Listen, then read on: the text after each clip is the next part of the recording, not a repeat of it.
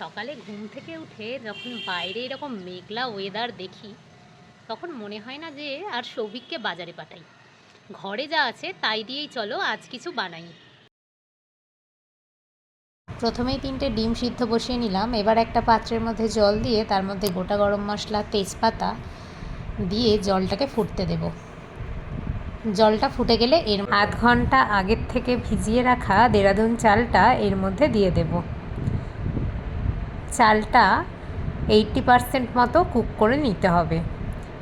এই চাল কিন্তু খুব তাড়াতাড়ি রান্না হয়, ওই জন্য বুঝে করতে হবে, না হলে কিন্তু গলে যেতে পারে ভাত। তো এবার ঢাকনাটা দিয়ে ভাতটা হতে দেব। এবার একটা কড়াইতে সর্ষের তেল গরম করে নিয়ে তার মধ্যে টুকরো করে কেটে রাখা আলু দিয়ে আলুগুলোকে ভেজে নেব। আলু ভাজার সময় আঁচ কমিয়ে ভাজতে হবে। দেখো এবার এর ভাতটার মধ্যে বেশ খানিকটা নুন দিয়ে দিলাম। এবার এদিকে আলু ভাজার মধ্যে দিয়ে দিচ্ছি সামান্য একটু নুন আর হলুদ। তারপর আলুটাকে ভেজে তুলে নেব। ভাতটা হতে মিনিট 15 মতো সময় লাগে। তো আমি ভাত হতে হতেই আলু ভাজাটা বসিয়েছিলাম। এবার এই আলু ভাজার তেলেই ডিমগুলোকে ভেজে নেব। বাড়িতে 3টেই ডিম ছিল আর 3টেই রান্না করছি, তাই এর মধ্যে দিয়ে দিলাম নুন। এদিকে ভাতও হয়ে গেছে, চলো দেখাই তোমাদেরকে। এই যে এইরকম ঝরঝরে ভাত হতে হবে। এবার ডিমটাকে হালকা ভেজে তুলে নেব। ডিম ভাজা হয়ে গেলে ওই তেলের মধ্যেই দিয়ে দেব 3টে মাঝারি সাইজের পেঁয়াজ। পেঁয়াজগুলো বেশি লাল করে ভাজবো না, গোল্ডেন কালার করে ভেজে নেব। পেঁয়াজ ভাজা হতে হতেই আমি ততক্ষণ আদা রসুনের পেস্টটা রেডি করে নিই। দেখো এই পেঁয়াজের মধ্যে দিয়ে দিলাম রসুন আর দিয়ে দেব গ্রেট করা আদা।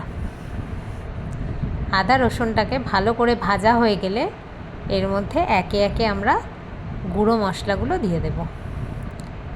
প্রথমেই দিয়ে দিলাম 1 চামচ লঙ্কার গুঁড়ো, যদি তোমরা ঝাল কম খাও তাহলে অল্প দিও। এবার দিয়ে দিলাম 1 চামচ ধনের গুঁড়ো, 1 চামচ জিরের গুঁড়ো, 1 চামচ হলুদ গুঁড়ো, হলুদটা একটু কম দেবে, আর স্বাদ অনুযায়ী নুন। মশলাটা যাতে পুড়ে না যায় আঁচটা কমিয়ে রাখতে হবে এই সময়। এবার এর মধ্যে সামান্য একটু জল দিয়ে দিতে হবে। তারপর মশলাটাকে ভালো করে কষিয়ে নিতে হবে। মশলাটা মিনিট 3 কষানোর পর এর মধ্যে আগের থেকে ভেজে রাখা আলু আর ডিমগুলোকে দিয়ে দিতে হবে। এবার আলুগুলো সিদ্ধ যাতে হয়ে যায় সেই জন্য এটাকে নেড়ে চেড়ে কষিয়ে নিয়ে পরিমাণ মতো জল দিতে হবে। দেখতে হবে আলুটা যেন ঠিকঠাকভাবে সিদ্ধ হয়, সেই বুঝেই কিন্তু জল ব্যবহার করতে হবে। এবার এটার মধ্যে এই সময়ই আমি দিয়ে দেব বিরিয়ানি মশলা। আমি এখানে রেডিমেড বিরিয়ানি মশলা ব্যবহার করলাম, তোমরা চাইলে হোমমেডও ব্যবহার করতে পারো। এবার আঁচ কমিয়ে ঢাকা দিয়ে দিয়ে আলু আর ডিমটাকে কষিয়ে নেব। কষানো হয়ে গেলে এর মধ্যে বেশ খানিকটা জল দিয়ে দেব যাতে আলুটা সিদ্ধ হয়ে যায়। দেখো আলু প্রায় সিদ্ধ হয়ে গেছে। এবার আমরা বিরিয়ানিটা দমে বসাবো। প্রথমেই একটা পাত্রের মধ্যে সবার নিচে আলুর লেয়ার করে নিলাম। তারপর এর মধ্যে বেশ খানিকটা ভাত দিয়ে দিলাম। তারপর ডিমগুলো রেখে নেব। তারপর আবার ভাত দিয়ে দেব। ডিমের বিরিয়ানি করা কিন্তু বিশেষ খাটনির না, কিন্তু খেতে বেশ ভালো লাগে। এইভাবে লেয়ার করে নেব। তারপর উপর থেকে অল্প একটু বিরিয়ানি মশলা ছড়িয়ে দেবো। দেখো এক জায়গাতেই মশলাটা পড়ে গেল, পরে স্প্রেড করে দেব। এবার এর মধ্যে আগের থেকে দুধের মধ্যে যে আমি কেশর গুলে রেখেছিলাম সেটা দিয়ে দেব। এবার এর মধ্যে দিয়ে দেব 1 চামচ গোলাপ জল, 1 চামচ কেওড়া জল। তারপর চামচ দিয়ে মশলাটাকে ছড়িয়ে দিলাম একটু, আর এর মধ্যে দিয়ে দিলাম 2 ফোঁটা আতর। এবার উপর থেকে পরিমাণ মতো ঘি দিয়ে দেব। ঘিটা বেশ একটু বেশি করেই ব্যবহার করবে, না হলে কিন্তু টেস্ট হবে না সেরকম। তো এবার ঘি দিয়ে দেওয়ার পর এটাকে দমে বসাবো। 25 থেকে 30 মিনিট একটা তাওয়ার উপর দিয়ে দমে বসিয়েছিলাম। দেখো একদম তৈরি হয়ে গেছে, দেখতেও খুব সুন্দর হয়েছে।